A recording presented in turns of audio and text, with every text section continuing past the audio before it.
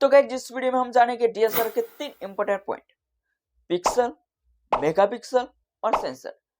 DSLR में कैसे work करता है।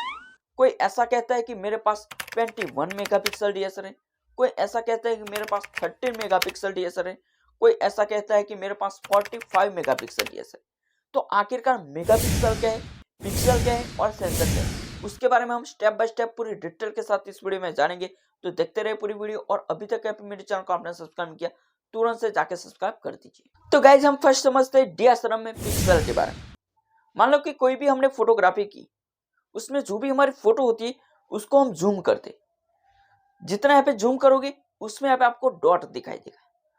जो भी हमारी डॉट दिखाई देता है उसको हम कहते हैं पिक्सल, यानी कि बहुत सारे पिक्सल मिल जाते हैं, इसके बाद हमारी इमेज बनती है।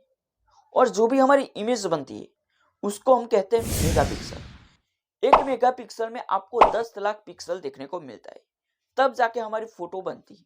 मान लो कि जो भी हम फोटोग्राफी करते हैं उसमें यहाँ पे जो भी हमारी फोटो आती है उसमें यहाँ पे आप देखोगे जितना यहाँ पे ज्यादा पिक्सल होगा उतनी बेटर क्वालिटी में आपको इमेज देखने को मिलेगी, यानी कि जो भी हमारी इमेज होती है वो मेगापिक्सल में आती है। तो गाइज आपको पिक्सल के बारे में पता चल गया, इसके बाद समझते हैं मेगापिक्सल के बारे में। क्योंकि मेगापिक्सल के बारे में आप जानोगे तो पिक्सल के बारे में भी पता चलेगा और मेगापिक्सल के बारे में भी पता चलेगा। यानी कि कोई भी ऐसे आप डीएसएलआर खरीदते हो जिसमें 12 मेगापिक्सल डीएसएलआर है, उसमें 1 मेगापिक्सल में 10 लाख पिक्सल देखने को मिलता है। मान लो कि कोई भी ऐसा आपने डीएसएलआर परचेस किया, उसका मेगापिक्सल एक ही है और उसमें आप फोटोग्राफी करोगे तो जो भी हमारी इमेज होती है उसमें 10 लाख ही पिक्सल देखने को मिलेगा, उससे ज्यादा नहीं मिलेगा। इसलिए जो भी आपकी इमेज आएगी वो ब्लर जैसी आएगी या तो बहुत ज्यादा डॉट दिखाई देगा। इसके अलावा यहाँ पे आप जो भी डीएसएलआर करते हो उसमें यहाँ पे 12 मेगापिक्सल डीएसएलआर है। 12 मेगापिक्सल में आप देखोगे तो उसका पिक्सल कितना बनेगा, यानी कि 1 मेगापिक्सल में आपको 10 लाख पिक्सल देखने को मिलता है, लेकिन 12 मेगापिक्सल आपके पास डीएसएलआर है उसमें आप पिक्सल देखोगे जिसमें 1 मिलियन 20 लाख पिक्सल मिलते हैं। इसमें आप फोटोग्राफी करोगे तो आपकी जो भी फोटो है वो पूरी क्वालिटी और बढ़िया आएगी।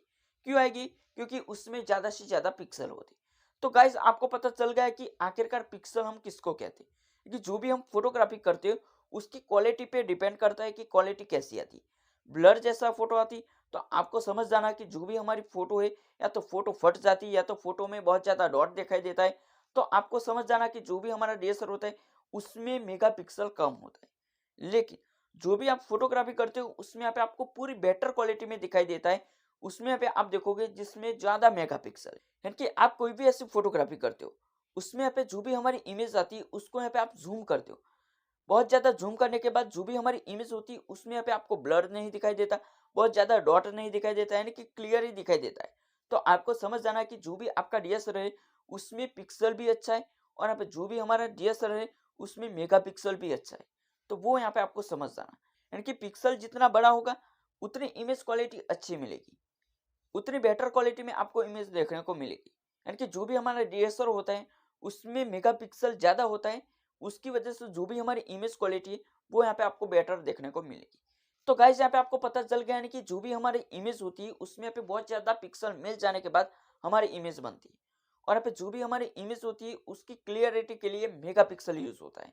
कि जो भी हमारी इमेज होती है उसमें छोटा छोटा डॉट दिखाई देता है उसको हम कहते हैं पिक्सल, और यहाँ पे बहुत ज्यादा डॉट यानी कि बहुत ज्यादा पिक्सल मिल जाते हैं उसको हम कहते हैं मेगापिक्सल। तो गाइज आपको पिक्सल और मेगापिक्सल के बारे में कोई भी ऐसा डाउट था वो यहाँ पे क्लियर हो गया। इसके बाद हम समझते सेंसर के बारे में। यानी कि कोई भी ऐसा आप डीएसएलआर परचेस करते हो या तो एंड्रॉइड मोबाइल खरीदते हो या तो आईफोन खरीदते हो, उसमें यहाँ पे फोटोग्राफी देखोगे जिसमें अलग अलग क्वालिटी में आपको देखने को मिलेगा। यानी कि एंड्रॉइड में आप फोटोग्राफी करते हो लेकिन उसको यहाँ पे आप जूम करते हो वो वाली इमेज फट जाती है, उसमें ब्लर दिखाई देता है, उस सही तरीके से इमेज नहीं दिखाई देती। लेकिन आईफोन में फोटोग्राफी करते हो उसमें यहाँ पे आप इमेज क्वालिटी दिखाओगे तो आपको बेटर देखने को मिलेगी एंड्रॉइड फोन से, लेकिन डीएसएलआर से अच्छी नहीं मिलेगी। क्योंकि जो भी हमारा आईफोन होता है उसमें यहाँ पे जो भी सेंसर यूज होता है वो बड़ा होता है, एंड्रॉइड से बड़ा होता है, और जो भी हमारा पिक्सल होता है वो भी यहाँ पे आपको ज्यादा देखने को मिलता है। कि जो भी हमारा आईफोन होता है उसमें यहाँ पे आप सेंसर देखोगे यानी कि इमेज सेंसर देखोगे जिसमें यहाँ पे आपको छोटे छोटे यहाँ पे चौरस देखने को मिलेगा, उसको ही हम कहते हैं पिक्सल। यानी कि उससे यहाँ पे जो भी हमारी इमेज की लाइट है वो यहाँ पे कैप्चर होती है। तो गाइज आपको पता चल गया है कि आखिरकार सेंसर किसको कहते हैं। कि डीएसएलआर में आप देखोगे जिसमें जो भी हमारा सेंसर होता है वो बड़ा होता है, उसमें यहाँ पे पिक्सल देखोगे तो यहाँ पे ज्यादा और यहाँ पे बड़ा देखने को मिलता है।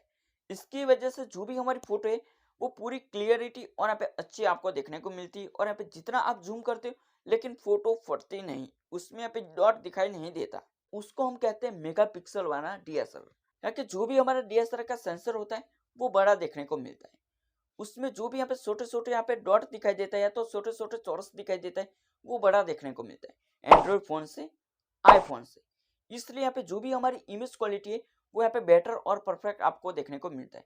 जितना भी आप जूम कर लो लेकिन फटते नहीं फोटो। तो गाइज आपके डीएसएलआर में जितना बड़ा सेंसर होगा उतनी बेटर क्वालिटी में आपको इमेज देखने को मिलेगी।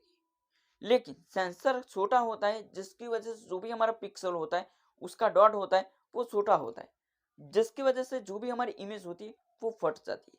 कई सारे डीएसएलआर वाले बेवकूफ कैसे बनाते हैं वो समझाने की कोशिश करता हूँ।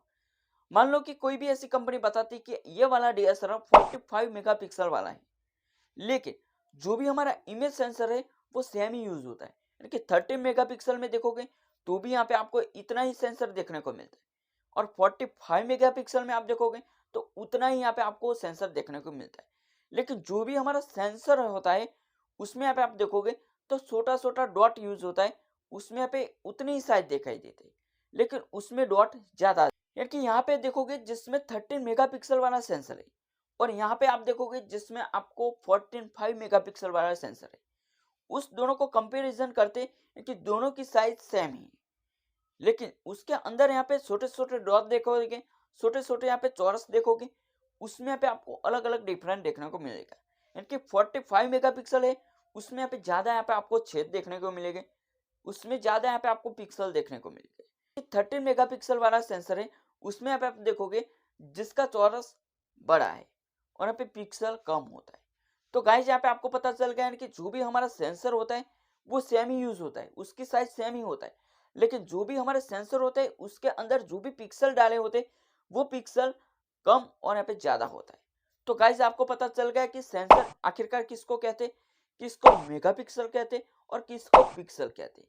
क्योंकि एक सेंसर बड़ा होता है उसमें यहाँ पे बहुत ज्यादा पिक्सल मिल जाते हैं, इसके बाद हम जो भी फोटोग्राफी करते हैं उसकी वजह से जो भी हमारी इमेज आती है वो पूरी क्लियर आती है, उसको हम कितना भी जूम कर ले लेकिन क्लियरिटी हमको अच्छी मिलती है। तो आपको समझ जाना कि जो भी हमारा मेगापिक्सल है वो ज्यादा और यहाँ पे बेटर है। तो गाइज यहाँ पे आपको पिक्सल के बारे में, मेगापिक्सल के बारे में या तो सेंसर के बारे में कोई भी ऐसा डाउट है तो मेरे को कमेंट बॉक्स में कमेंट लिख सकते हैं ताकि मैं आपकी मदद कर सकूं। गाइज यूट्यूब पे कमेंट करते हो जिसका रिप्लाई देने में 2-3 दिन भी लग सकता है, इसलिए यहाँ पे मैं बताता हूँ कि आप मेरे को इंस्टाग्राम पे फॉलो कर सकते हैं, इंस्टाग्राम पे मैसेज कर सकते हैं, इसका रिप्लाई आपको तुरंत मिलेगा। सो गाइस इस वीडियो में इतना ही। वीडियो पसंद आए तो हमारे चैनल को लाइक और सब्सक्राइब जरूर कीजिए, ऐसे नई वीडियो आप देखते रहे, हमारे चैनल को सपोर्ट कीजिए। हम मिलते हैं नए वीडियो के साथ, तब तक जय माता जी, वंदे मातरम।